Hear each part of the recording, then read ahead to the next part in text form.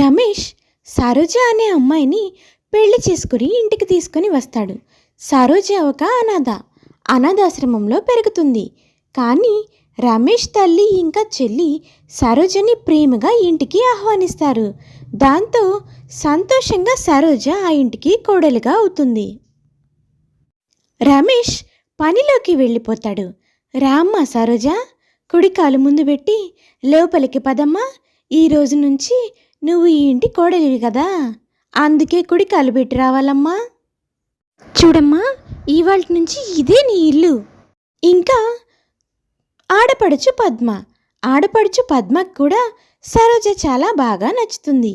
ఇద్దరు కలిసి ఇంటి పని వంట పని అన్నీ కలిసిమెలిసి చేర్చుకుంటూ సొంత అక్క చెల్లెలాగా వదిన ఆడబిడ్డలిద్దరూ కలిసిమెలిసి జీవిస్తూ ఉంటారు.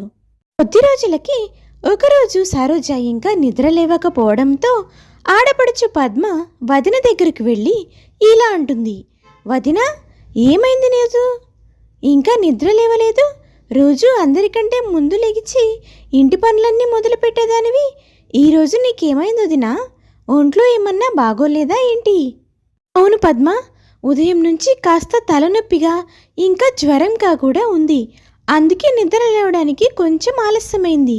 సరే పద, ఇప్పుడు వెళ్ళి ఇంటి పనంతా కలిసి ఇద్దరం త్వరగా చేసేద్దాం. తర్వాత వచ్చి టాబ్లెట్ వేసుకొని పడుకుంటానులే. అదేంటి వదిన, నీకు ఒంట్లో బాగోలేదని చెప్పావు కదా, మరి నువ్వు పని చేయవలసిన అవసరం ఏముంది? నేనున్నాను కదా. అంటే రేపు నాకు బాగోకపోతే నువ్వు ఇంట్లో పని చేయవా ఏంటి? అలా ఏం లేదు వదిన, మనిద్దరం కలిసిమెలిసి ఉంటున్నప్పుడు ఇలాంటి తారతమ్యాలు నా దగ్గర అస్సలే ఉండవు. నువ్వు హాయిగా పడుకొని ఈరోజంతా రెస్ట్ తీసుకో. ఈరోజు ఇంటి పని మొత్తం నేను చేసేస్తాను. అలా వదిన ఆడబిడ్డలిద్దరూ చాలా అన్యోన్యంగా చాలా సంతోషంగా ఉంటారు. అన్నయ్య ఏదైనా వస్తువులు తెచ్చినా సరే వాటిని ఇద్దరూ పంచుకుంటూ ఉంటారు.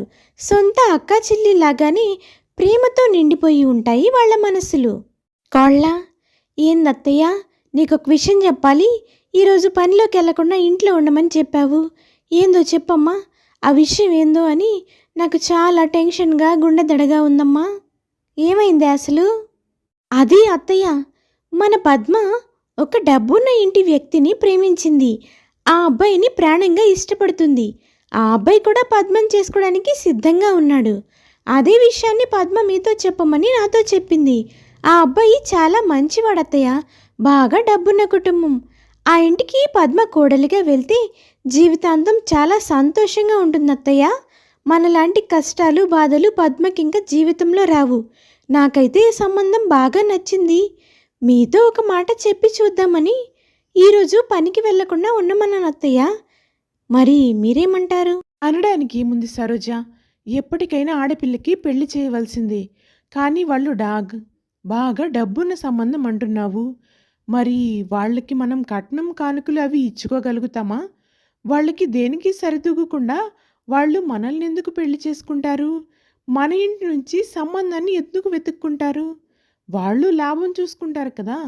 కనీసం మంచిగా పెళ్లి చేయడానికి కూడా మన దగ్గర డబ్బులు లేవు. మరి ఎలా సరోజా? ఆ విషయంలో మీరేమీ బాధపడకండి.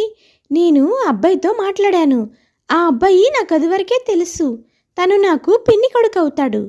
తనకి ₹1 కట్నం అవసరం లేదు.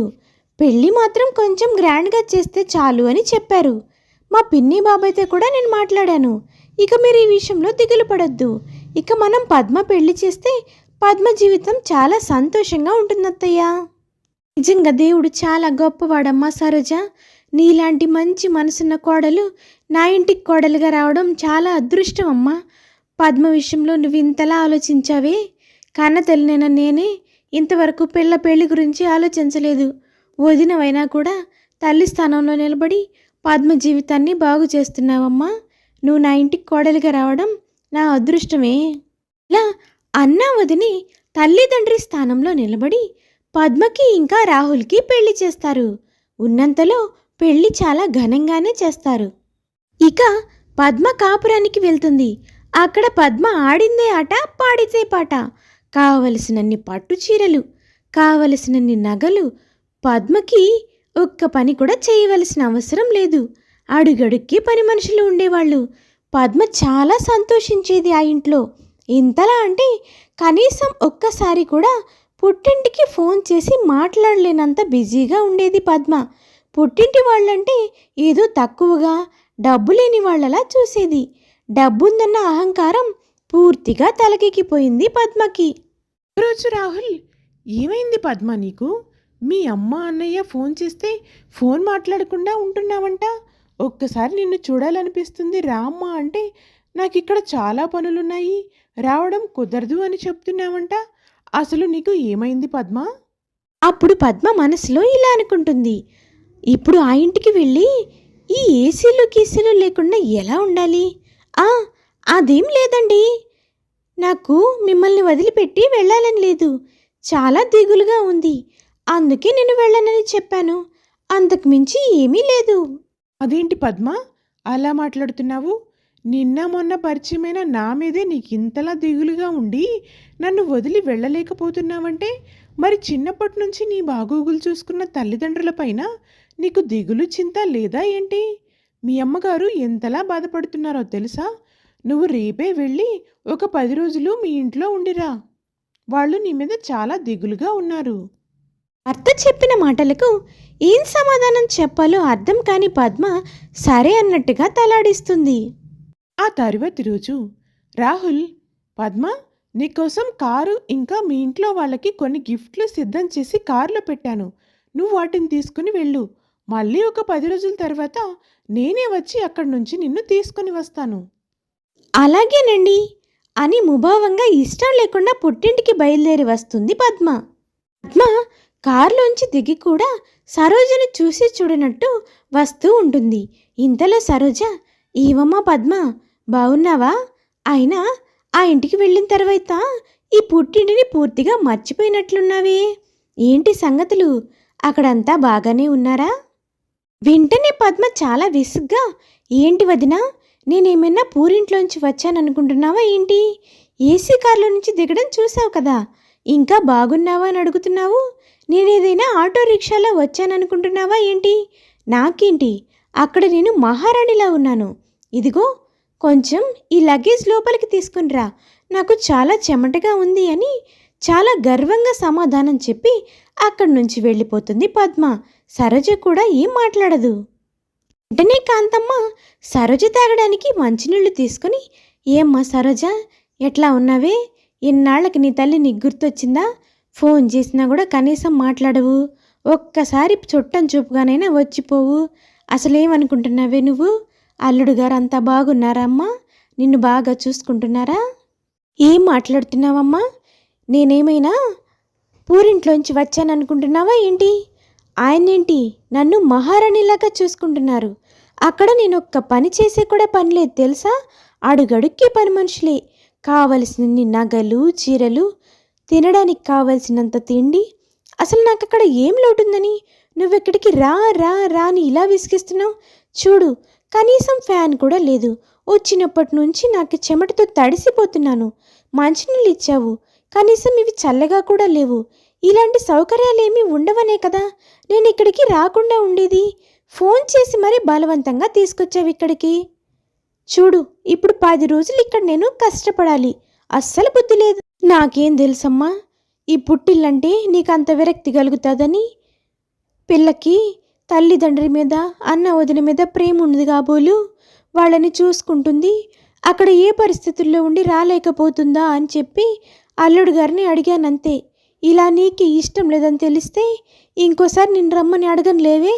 ఇప్పుడు ఎలాగూ వచ్చావు కదా, ఒక 10 రోజులు ఉండేసి వెళ్ళమ్మా.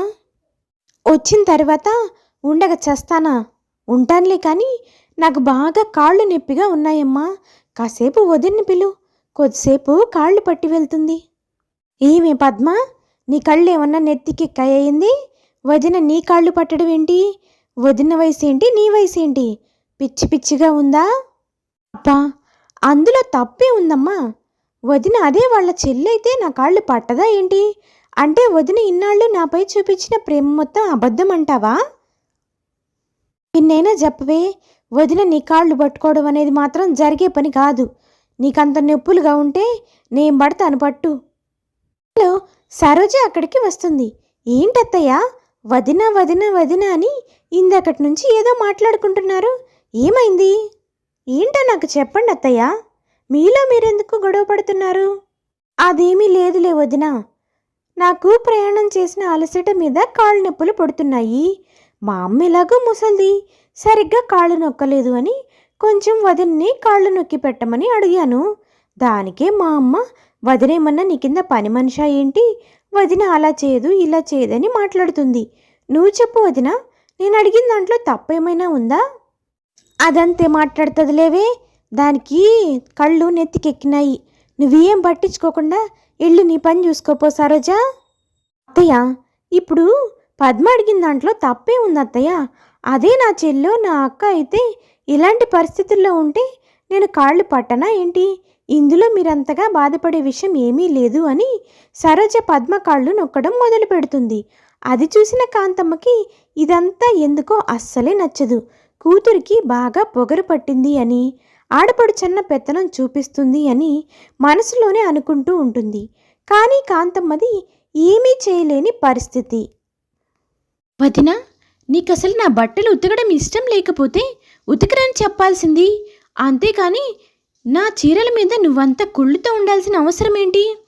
అది పట్టు చీర, దాని విలువెంతో తెలుసా నీకు? దాన్ని ఎండలో ఆరబెట్టావు, అది ఇప్పుడు నాశనమైపోయింది. నీకంతగా ఆ చీర నచ్చి కావాలంటే నేనే ఇస్తాను కదా. దాన్ని అలా నాశనం చేస్తే నేనే ఇక్కడ వదిలేసి వెళ్ళిపోతాను అనుకున్నావు కదా. నాకు తెలుసు నీ కుళ్ళుబోతు బుద్ధి. ఏం మాట్లాడుతున్నావు పద్మ? నేనెందుకు అలా చేస్తాను? అది మంచి చీర చెడ్డ చీర నాకు తెలియదు అనుకుంటున్నావా? దాన్ని నేను నీడలోనే ఆరబెట్టాను, దాన్ని నేను ఎండలో అసలు ఆరబెట్టలేదు. నాకు కొన్ని విషయాలు తెలుసు పద్మ. నేను అలాంటి చీరలు అసలు చూడలేదనుకుంటున్నావా ఏంటి? తెలుసు వదిన, మొదటి నుంచి నేను డబ్బున్న ఇంటికి కోడలిగా వెళ్ళానని, నీకన్నా బాగా బతుకుతున్నానని నీకు నేనంటే అసూయ. దాన్నే ఇప్పుడు చీరపై చూయించావు. ఇంతలో కాంతమ్మ అక్కడికి వస్తుంది. ఒసే పద్మ, ఇంకా మాట్లాడింది చాలే, నోరు ముయ్యవే. ఆ చీరని ఎండలో ఆరేసింది నేనే. ఏంది చీరని నీడలో ఆరేశారు? నీడలో ఉంటే ఎంతసేపటికి ఆరుతుందా అని ఎండలో వేసానే నేను. ఎప్పుడు వదిన తప్పుగా అర్థం చేసుకోవడమే. పొగరబోతు ఆడపడుచు అనిపించావు కదవే. నా కడుపున నువ్వెట్టా బుట్టావే? నడమంత్రపు సిరి మధ్యలో వచ్చిందని నువ్వేం మిడిసిపడక్కర్లేదే. నీకిష్టం లేకపోతే ఇంకొకసారి ఈ ఇంటి వైపు కన్నెత్తి కూడా చూడకు పద్మ అంటుంది కాంతమ్మ. అమ్మా, నువ్వు కూడా ఈవిడ గారి వైపే మాట్లాడుతున్నావా? ఈవిడ గారు చేసింది నీకేం అర్థం కావడం లేదా? తను పేదింటికి కోడలిగా వచ్చిందని, నేను డబ్బున్న ఇంటికి కోడలిగా వెళ్ళానని ఈవిడ గారికి నేనంటే అసూయ. కావాలనే ప్రతి దాంట్లో ఇలా చేస్తుంది. నాకు ఇష్టమైన కూరలు వండదు, నాకు నచ్చిగా వంట చేసి పెట్టదు. ఎప్పుడు ఏదో ఒక పని చేస్తున్నట్టు నటిస్తుంది అంతే. ఈవిడ్ని నమ్మి నువ్వు నన్ను తిడుతున్నావా? ఇంతలో సురేష్ అక్కడికి వస్తాడు. ఏం మాట్లాడుతున్నావు పద్మ? ఇంకా నోరు మూసుకో. ఎవరికి అసూయ, ఎవరికి డబ్బంటే ఆశ? అసలు మీ వదిన ఎవరో తెలుసా? ఇప్పుడు నువ్వు పెళ్లి చేసుకున్న నీ భర్తకి స్వయాన పెదనాన్న కూతురు. తన ఆస్తి మొత్తం రాసిస్తేనే నీ భర్త నిన్ను పెళ్లి చేసుకున్నాడు. కేవలం నిన్ను ప్రేమించి నీ భర్త నిన్ను పెళ్లి చేసుకోలేదు. వాళ్ళిద్దరూ అన్నదమ్ముల పిల్లలు, వాళ్ళిద్దరికీ ఆస్తులున్నాయి. మీ వదిన ఆస్తి రాసిస్తేనే నిన్ను పెళ్లి చేసుకుంటాను అని కండిషన్ పెడితే, తను నా చెల్లి లాంటిదండి, మేమిద్దరం కలిసిమెలిసి పెరిగాము, నాకు ఆస్తి లేకపోయినా పర్వాలేదు, పద్మ జీవితం ముఖ్యమని ఆస్తి మొత్తం నీ భర్తకి రాసిచ్చింది. ఏంటన్నయ్యా, నువ్వు చెప్పేది నిజమా? ఇప్పుడు మేము అనుభవిస్తున్న ఆస్తి ఐశ్వర్యం హోదా అన్నీ వదినవా? అంత ఆస్తి ఐశ్వర్యం హోదా పెట్టుకొని ఇక్కడ మన ఇంట్లో ఇంత సింపుల్గా ఉంటుందా? నా కోసం వదిన ఇంత త్యాగం చేసిందా? నువ్వు ఇలాంటి దానివని తెలియక నీకోసం ఇదంతా చేసిందే మీ వదిన. వచ్చినప్పటి నుంచి నేను చూస్తున్నాను, వదినని పని మనిషి కన్నా దారుణంగా చూస్తున్నావు. అన్ని పనులు చేయించుకుంటున్నావు. ఏ వంట వండినా దానికి పేర్లు పెడతావు, కాళ్ళు కూడా పట్టించుకున్నావు. అయినా కానీ నిన్ను తన సొంత చెల్లి అనుకొని అన్నీ భరించింది. ఈరోజు నోటికొచ్చినట్టు నువ్వంటే అసూయ అంటున్నావు. మీ వదిన చూడని డబ్బు అనుకుంటున్నావా? నన్ను క్షమించన్నయ్య, వదిన గురించి తెలియకుండా నోటికొచ్చినట్టు మాట్లాడాను. నన్ను ఆ దేవుడు కూడా క్షమించడు. నిన్ను క్షమించాల్సింది నేను కాదమ్మా, మీ వదిన. సరోజ, పద్మ తరపున నన్ను క్షమించు. తను తెలిసి తెలియని తనంతో నోటికొచ్చినట్లు ఏదేదో మాట్లాడుతుంది. అవునుదినా, నన్ను క్షమించు. హఠాత్తుగా వచ్చిన డబ్బుతో కళ్ళు మూసుకుపోయి పొగరపట్టి చాలా దారుణంగా మాట్లాడాను. నిన్ను చాలా అవమానాల పాలు చేశాను. అయినా కానీ నువ్వు అన్నీ భరించి నన్ను ఇంకా మంచిగా చూసుకుంటున్నావు. నన్ను క్షమించొదినా. ఇలాంటి తప్పు నా జీవితంలో ఇంకొకసారి చెయ్యను. నన్నెవరూ క్షమాపణ అడగాల్సిన అవసరం లేదత్తయ్య. ఇది మన కుటుంబం అని మీరే చెప్పారు కదా. పద్మ, నువ్వేమీ దిగులు పడకు. నీవన్నీ ఎప్పుడో మర్చిపోయాను. నువ్వు మీ అన్నయ్యకెంతో నాకు అంతే. నువ్వు నాకెప్పటికీ ఆడపడుచువే కాదు, నా సొంత చెల్లిలాగా కూడా. ఇవన్నీ నేను మర్చిపోయాను. ఈ రోజు నుంచి అందరం కలిసిమెలిసి సంతోషంగా ఉన్నాము. నీలో మార్పు వచ్చింది, అంతే చాలు. చూడమ్మ కోళ్ళ, నీలాంటి మంచి మనసున్న స్వచ్ఛమైన హృదయం గల కోడలు దొరకడం నాకు చాలా అదృష్టంగా ఉందమ్మా. నీలాంటి కోడలు దొరికినందుకు నేను చాలా సంతోషపడుతున్నాను. ఈరోజు నా కుటుంబం ఒకటిగా కలిసిమెలిసి ఉందంటే నీ వల్లే తల్లి. నిండు నూరెళ్ళు చల్లగా ఉండమ్మా అని అత్తగారు దీవిస్తుంది. ఇలా పొగరిపోతూ ఆడపడుచు పొగరంతా దిగిపోతుంది, వదిన చేసిన మంచి పని వలన. ఈ స్టోరీస్ మీకు నచ్చితే ప్లీజ్ లైక్ అండ్ సబ్స్క్రైబ్ చేసుకోండి.